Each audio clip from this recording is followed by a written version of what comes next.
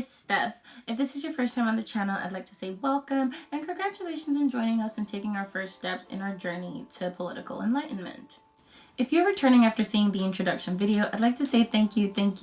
You guys were so supportive and encouraging.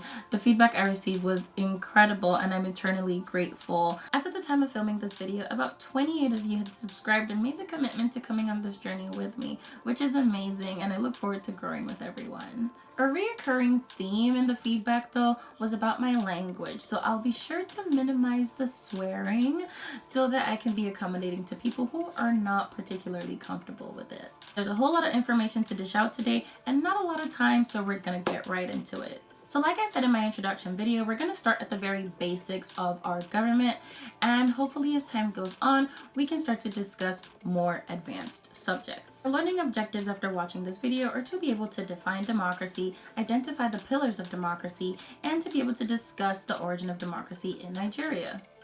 So what is democracy? Dictionary definition: it is a government by the people in which the supreme power is vested in the people and exercised directly by them or their elected agents under a free electoral system. The simplest terms, as defined by Abraham Lincoln, it is a government of the people, by the people, and for the people. Now, the pillars of democracy are simply factors that determine whether or not democracy is in fact being practiced. Now, how about we go down the list and see just how well our nation is doing?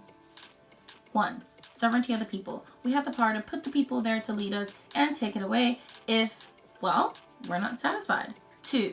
Government is based on the consent of the governed. Nobody is allowed to rule over us unless we want them to. 3. Majority rule. A party needs 51% of the voting population's support. 4. Minority rights. That just means that just because the majority has selected who they want to lead us, that doesn't mean the rights of the minority is taken away. 5. Guarantee of basic human rights. Self-explanatory. 6. Free and fair elections. 7. Equality before the law. That just means if I commit a crime and I get punished for it, no matter who you are, whether you're in power or whatever your status is, you should get punished if you commit the same crime. Say, for example, disobeying social distancing laws. 8. Due process before the law. Simply put, innocent until proven guilty. 9. The constitutional limits of the government. That just means that nobody is absolute. Nobody has the power to do just whatever they want. There's limits to everybody's position. 10. Social, economic, and political pluralism. That just means accepting diversity in each of those areas. And 11. We should have the values of tolerance, pragmatism, cooperation, and compromise. For the origin of democracy in Nigeria, we have to take it all the way back to a little history lesson. Are you ready? We gained our independence in 1960 under Sir Abubakar Tafawa Balewa, who was our prime minister. In 1963, we became a republic under Dr. Nnamdi Azikiwe, who became our first non-executive president. In January of 1966, there was a coup which led to the death of Tafawa Balewa.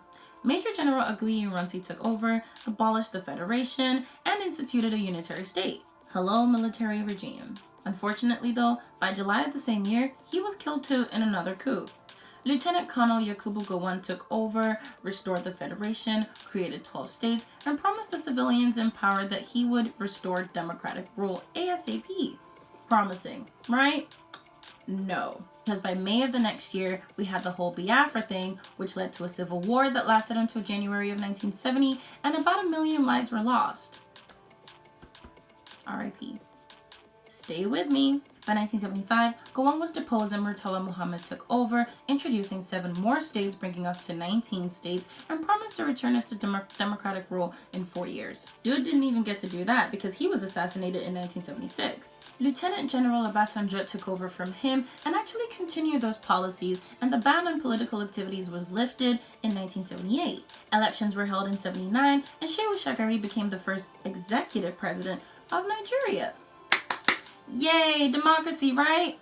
No, because in 1983, guess what happened? Another coup.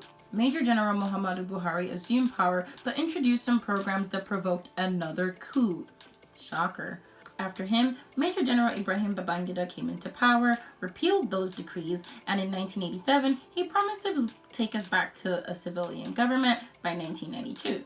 In 1989, only 2 political parties were allowed to be formed, and the transition back into a civilian rule began. In 1992 and again in 1993, presidential elections were held before the entire process was halted. Chief Moshood Abiola was believed to have been leading in that election, but before the results were announced, Babangida was like, hold up, wait a minute, it ain't happening. Babangida annulled the results, but then resigned. Oh well. Ernest Shonekon was the interim head of government and was charged with holding further elections. But then once again, in November of 1993, there was a coup and General Sani Abacha assumed power.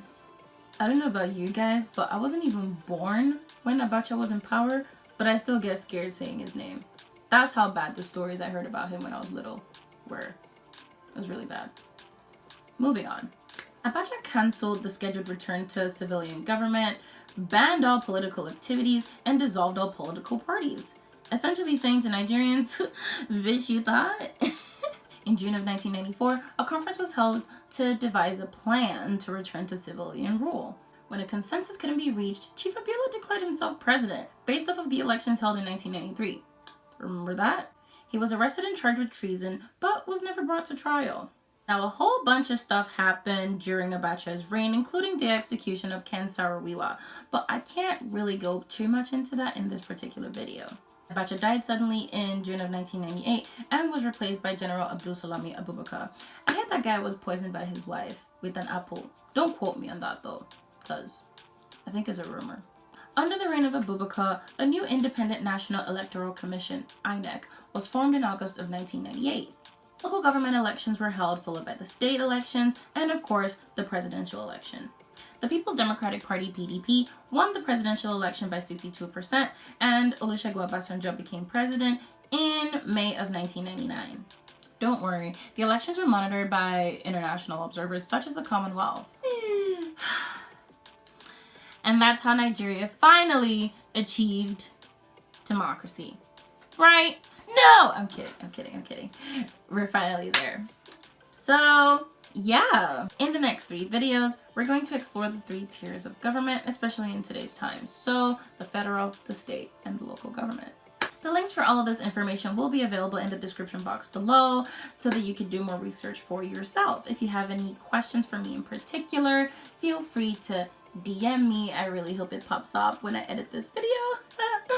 Or you can leave your questions in the comment section below and I'll be sure to, either reference stuff that you could use to do more research or answer them if I can.